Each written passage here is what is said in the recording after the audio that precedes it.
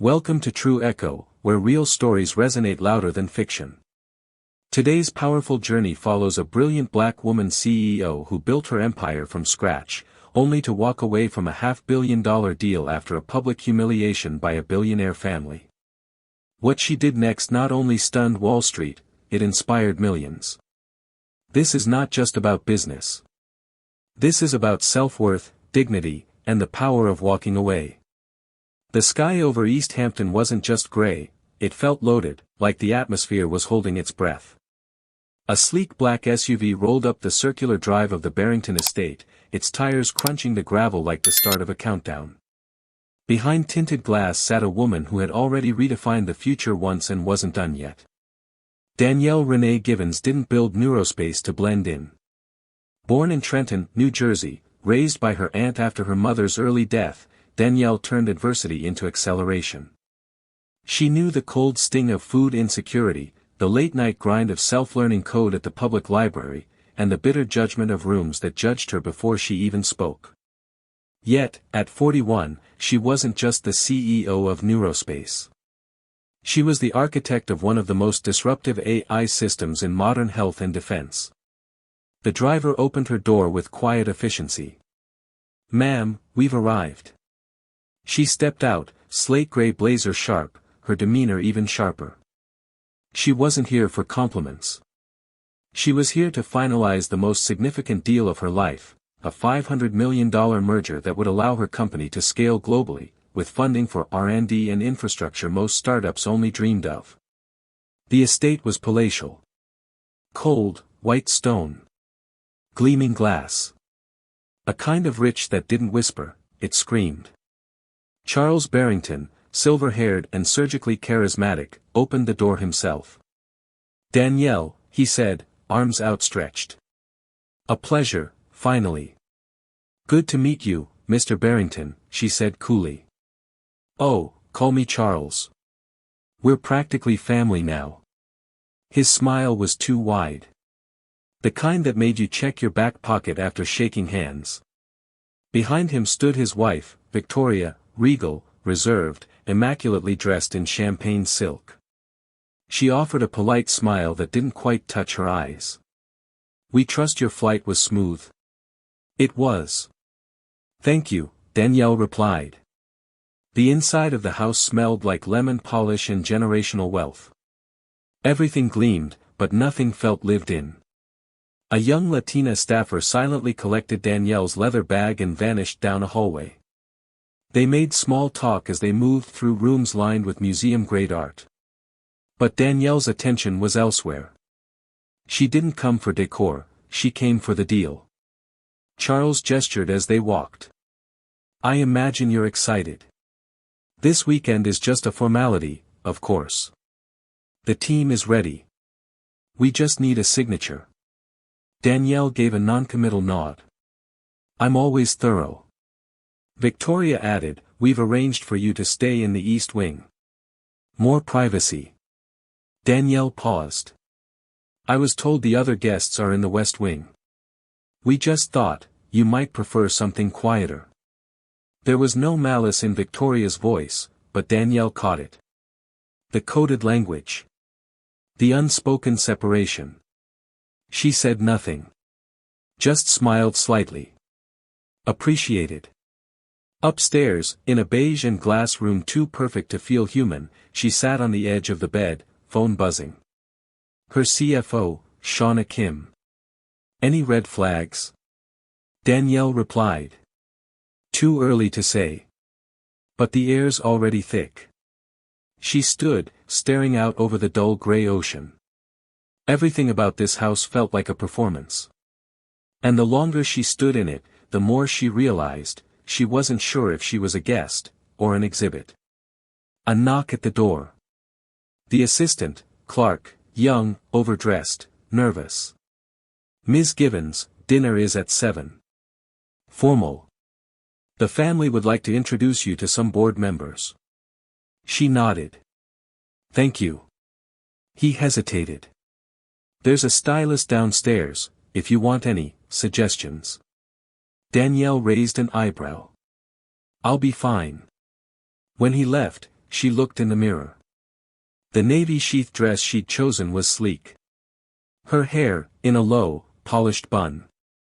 Gold earrings small. Everything intentional. Everything hers. She didn't need a stylist. She was here to close a deal. But something in her gut whispered, this weekend may be more than what it seems.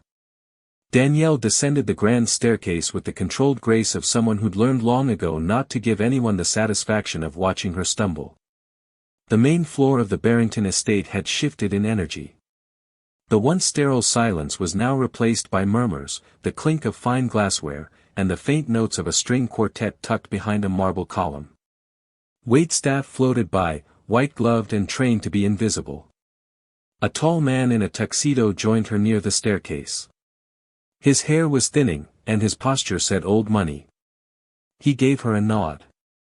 Evening. Danielle returned it. Evening.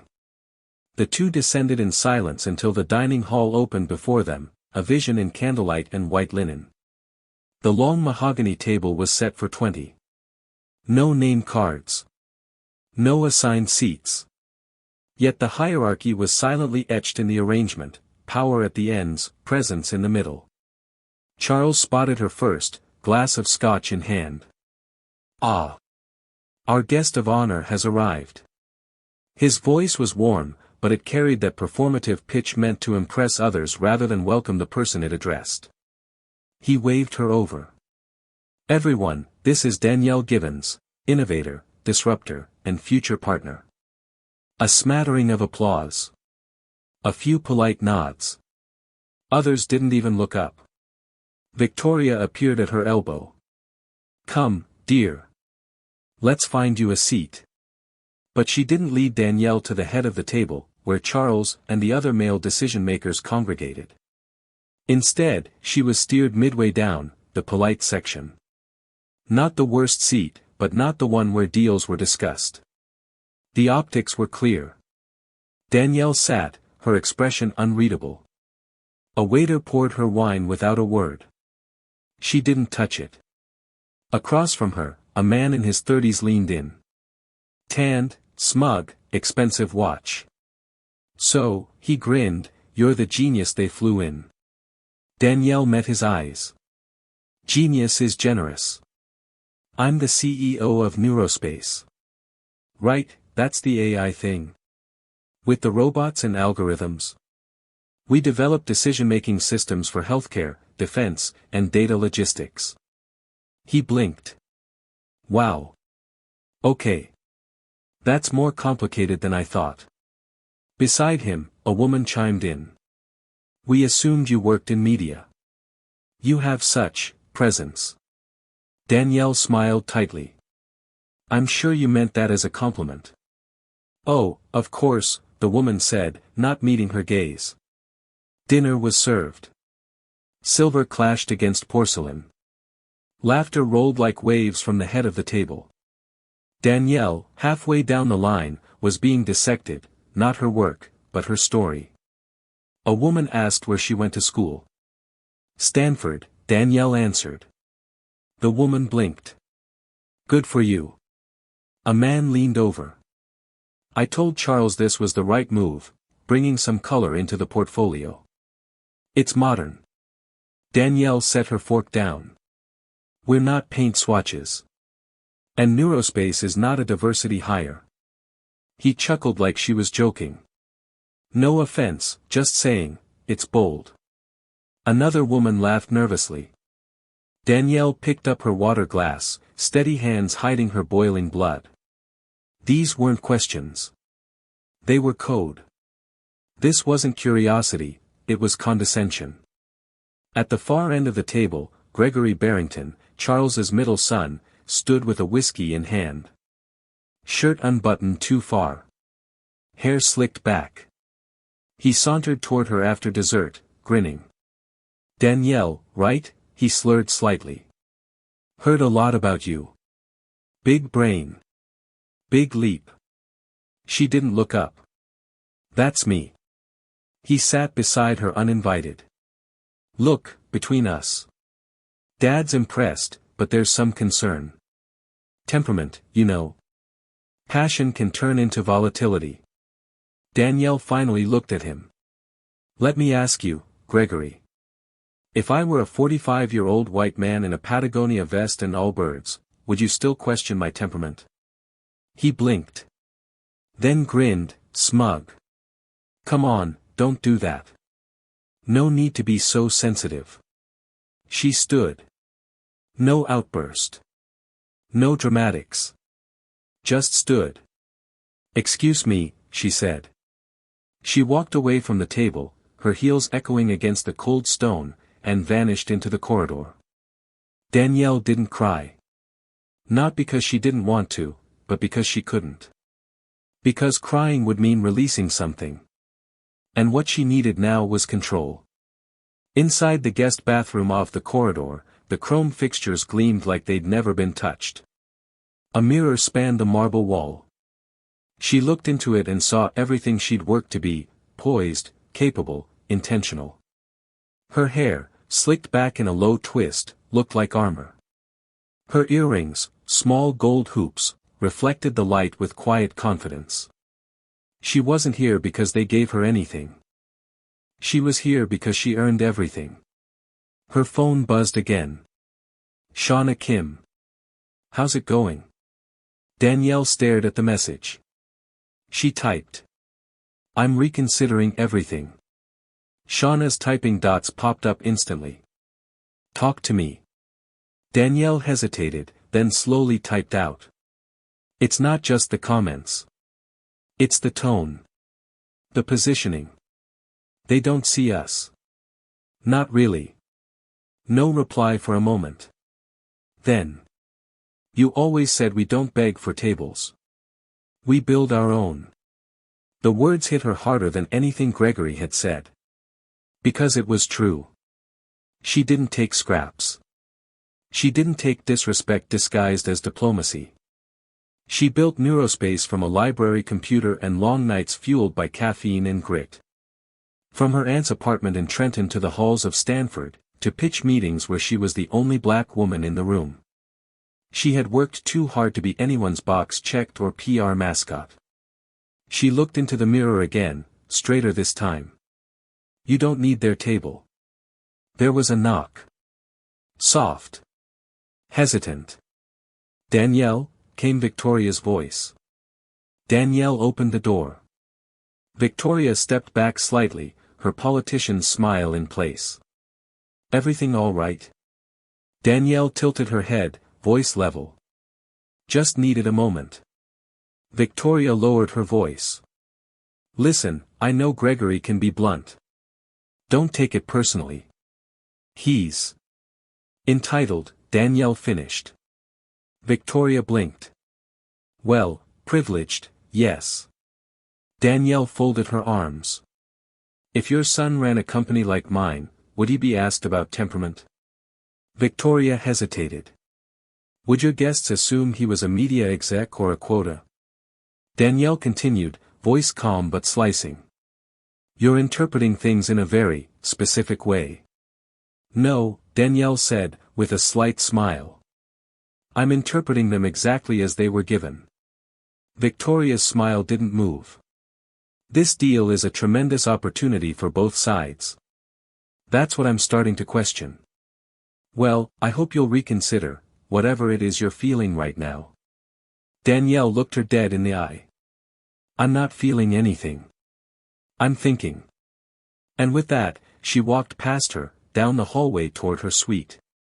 The silence that followed her steps wasn't uncertainty. It was resolve. Back in her room, Danielle opened her laptop. Her inbox was filled with congratulatory messages. Anticipation. Board members waiting for press announcements. Financial advisors preemptively celebrating. She ignored them all. Instead, she opened a blank email draft. After careful consideration, Neurospace will no longer pursue partnership with the Barrington Group. She paused. Then added. We believe integrity cannot be negotiated. She saved it, didn't send it yet. Not because she doubted her decision. But because she wanted to sleep on it. Just once. The next morning, the sun broke through the haze like it had something to prove. Light spilled across the cream walls of Danielle's guest suite, turning cold beige into a soft gold. But her mood remained untouched by the weather. She was already dressed, black slacks, cream blouse, hair in a low twist. No accessories, no distractions. Just clarity. She sat with her laptop open on her knees, staring at the unsent message. A soft knock. She expected Clark, maybe Victoria. Instead, it was Shauna. Shauna. Danielle blinked. You flew in. Shauna stepped into the room with a small smile and a carry-on. Her black trench coat still dusted with sleep and airport air. You didn't sound like you needed strategy. You sounded like you needed backup. Danielle chuckled. So you caught the red eye? I caught your message, Shauna said, sitting in the armchair. And I didn't like the sound of you questioning your own instincts. They sat for a long moment, letting silence say what words couldn't. You really want to walk away from this? Shauna finally asked. Danielle didn't answer right away. She looked out the window, then back at her screen. She closed the laptop. I think I already did. Shauna leaned back, crossing one leg over the other. You know what Wall Street will say, right? Emotional. Unstable. Overreaction. Danielle nodded. They'll say I blew up a $500 million deal over dinner seating. They'll call you difficult. Danielle turned. Let them. Shauna's mouth twitched into a grin. I'm with you either way. But you don't have to burn it all down to prove anything. I'm not proving anything, Danielle said quietly. I'm protecting everything. That sentence sat in the air for a moment, heavy and holy. Neurospace was never about the money, she continued. It was about potential. Possibility. People. Shauna exhaled slowly. So what's the move? We hold a press briefing. Today. No drama, no slander. Just truth. Shauna raised an eyebrow. Here. Community center down the hill. It's public. Open space. No marble columns. Shauna stood. You're sure? Danielle nodded. They'll try to spin it no matter what I say. So I may as well say it loud enough that my people hear me. Shauna paused at the door, hand on the knob. You doing this in sweats? Danielle cracked her first real smile in 24 hours. You think I'd let them say I was unprepared? 2 hours later, Danielle stepped into the main salon of the Barrington estate. The entire team was there, Charles, Victoria, Gregory, still smug, and 2 lawyers dressed like undertakers. Danielle, Charles said with the smile of a man used to being admired. We need to talk. I'll be brief, she said, sitting at the edge of the leather sofa. I appreciate your hospitality, she began, but I've decided to withdraw from the merger. Silence dropped like glass. I'm sorry. Charles asked, blinking. I'm withdrawing. Effective immediately. His voice remained calm, but his face flushed. Danielle, this deal is in its final stage. You're walking away from $500 million. I know exactly what I'm walking away from. Victoria chimed in, if this is about Gregory. It's not just about Gregory, Danielle said. It's about tone. Structure. Positioning. And the way you treat leadership that doesn't look like you. Charles tried again, hands raised. If we've somehow offended you. You didn't offend me, Danielle said, standing. You confirmed this was never a partnership. It was an acquisition dressed as progress. She offered a small nod. You can keep your check. Neurospace will be just fine. And with that, she walked out the front door, past the driveway, past the hedges, past the house built on assumptions. Danielle stepped into the modest East Hampton Community Center just before noon. No chandeliers. No crystal. No silver trays of foie gras. Just folding chairs, beige walls, and a makeshift podium set beneath a basketball hoop. Reporters filled the rows quickly. Word had spread fast, Neurospace CEO expected to make surprise announcement. The industry buzzed with curiosity. Some thought it might be a restructuring. Others assumed a pivot in product. But no one expected what Danielle had planned. Shauna stood to the side, managing the list, her phone glowing with incoming messages. Danielle approached the mic without notes. No teleprompter. No PR rep standing by. Just her voice, even, grounded, resolute. "Thank you all for coming," she began. "I'll keep this short. Because clarity doesn't require time, it requires truth." A quiet shifted over the room like a held breath. "After deep consideration, Neurospace is formally withdrawing from our pending merger with the Barrington Group." Gasps. Pens scratched. Cameras flashed. This decision is not about financials. It's not about legalities. It's about values. She paused. Then continued, voice steady. Neurospace was built to move humanity forward, not just with code, but with character. And in the past 48 hours, I've seen enough to know that alignment of mission must also include alignment of integrity. The reporters leaned forward. "They invited me to their table," she said, "but it was clear, I wasn't meant to lead. Just decorate." A few whispered, "Wow." She raised her chin slightly. "This isn't personal. It's principle. We will continue to grow with partners who see us, not just our value on a spreadsheet." Danielle took a breath, then delivered the line that would go viral. "You don't need to accept disrespect for the sake of opportunity." A long pause.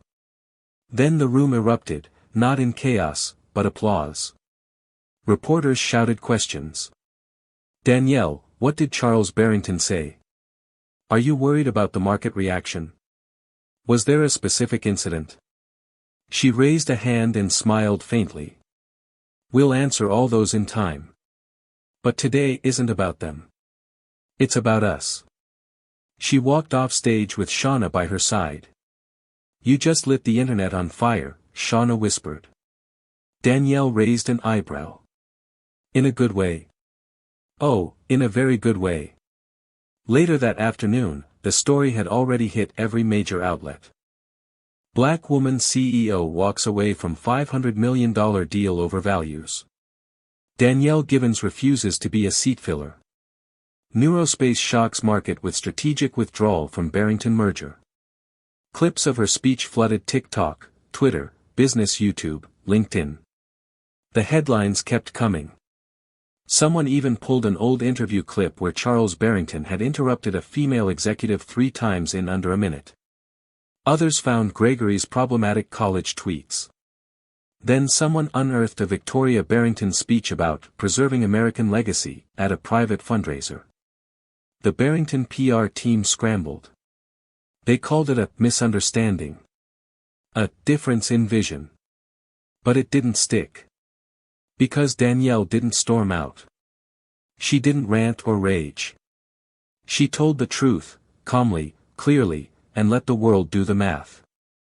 Back at Neurospace headquarters in Palo Alto, the atmosphere wasn't tense, it was electric. Danielle's words had ignited something far bigger than a single business transaction. Employees who had spent years watching her fight silently now watched her speak publicly, and with authority. Someone printed T-shirts with the phrase, "We build. We don't beg." Another engineer changed their Slack status to decorate.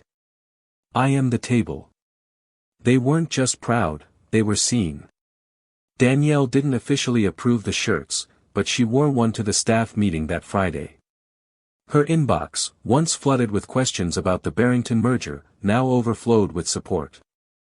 Emails from venture capitalists, founders, grassroots organizations, and even school-aged girls in robotics programs. A young black woman in Detroit wrote, "I've never seen someone say no to power before. Now I know I can, too. A CEO from a black-led equity fund wrote.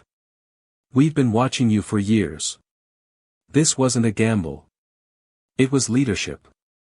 Even some investors, the ones you'd expect to balk, leaned in closer. One, a veteran from a Silicon Valley VC firm, called her personally. I underestimated what this would do for your brand, he admitted. But you've got something most tech companies will never buy, loyalty. And the offers began to roll in, but not from the old guard. A female-led venture group in Berlin. A South Korean hospital network wanting to license Neurospace AI system. The Dyson Institute in the UK reached out, offering to co-develop Danielle's defense-grade AI into a system for public hospital safety nets. Shauna entered her office later that week with a folder full of documents. We've got 5 offers. All aligned with your terms. One of them wants to go global under our name. Danielle barely looked up. Do they want to own it? Nope, Shauna smiled. They want to build with us. Under our structure. Danielle paused, finally making eye contact. Well, she said, that's different. That night, Danielle stayed late in the office. The city twinkled through the windows. She sat alone, the hum of distant traffic behind her, rereading one particular message. You didn't just protect your company. You gave the rest of us permission. She read it again, slower. The moment at the Barrington table came rushing back. The middle seat. The forced smiles. The champagne toasts that felt like cages. They had wanted her brilliance. But not her voice. They had welcomed her company. But not her presence. And that, Danielle thought, was the fatal mistake. Because what they didn't understand was that her voice was her brilliance. A week later, the story hadn't faded, it had exploded. Media outlets were calling it the Givens line, the new gold standard in corporate self-respect. The quote, "You don't need to accept disrespect for the sake of opportunity," had made it onto everything from TikTok Reels to business podcasts. One LinkedIn post featuring that line surpassed 3 million impressions in 4 days. Business schools began analyzing her decision in case studies. Not as a financial risk, but as a blueprint for boundary-setting leadership. And the Barringtons? They were flailing. 2 board members quietly resigned. A foundation donor pulled out of a 6-figure annual pledge. Charles went silent. Gregory disappeared from public appearances. Victoria tried to release a statement calling Danielle's withdrawal disheartening. But no one was buying the PR spin. Because Danielle hadn't burned the bridge. She'd simply walked off of it, with grace and purpose, while the world watched the other side crumble. At Neurospace, Danielle stood in front of her entire staff during a town hall Friday morning. This isn't just about what we walked away from, she told them. It's about what we walked toward. The applause came fast, but she held up her hand. I know some of you were scared. I know the headlines made it sound like we lost something. But you don't lose when you stand up for your values. Shauna stepped up beside her with a smile. We've gained more interest this week than we have in the past year, and not just from companies. From communities. From innovators who've never felt seen. And they're saying, if Neurospace can stay true, maybe we can too. Danielle added, that's not branding. That's responsibility. Afterward, she returned to her office and sat by the window. The world was watching, sure, but she wasn't performing. She was just, being. Her phone buzzed. Another message. Another unknown name. You helped me quit a job where I was shrinking every day. Thank you for showing me how to walk away tall. Danielle exhaled. Not with exhaustion. But release. For years, she'd thought her legacy would be AI systems, market share, patents. But now it was something bigger. It was permission. It was visibility. It was proof. Danielle Givens didn't shout. She didn't threaten. She didn't plead. She simply stood up, and walked away. And by doing so, she redefined what power can look like, not loud, not desperate, not bitter. Just clear. In her silence, she spoke volumes. And in her absence, she showed her worth. Because if someone can't see the value in your presence, they'll feel the weight of your absence. Never trade your values for validation. Never shrink to fit into a room you've already outgrown. And never forget, you are not just at the table. You are the table. If this story moved you, share it with someone who needs a reminder of their worth. Drop a comment with what inspired you most, and don't forget to subscribe to True Echo, where real stories echo louder than fiction.